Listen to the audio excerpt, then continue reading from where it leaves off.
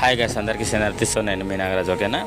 So దీనికి out రోగం అంటారు అన్నమాట. సో దీనికి ఎందుకంటే చిన్నపిల్లలకు వచ్చడం అనేది చాలా బాధాకరమైన విశేషం. ఓకేనా. సో పెద్ద గొర్రెలకు వచ్చిందంటే కామను, జల్దీ కంట్రోల్ అయ్యే అవకాశం ఉంటుంది. చిన్నపిల్లలు కూడా అవుతుంది. సో అది మీకు చూపిస్తాను చూడండి చెట్టు.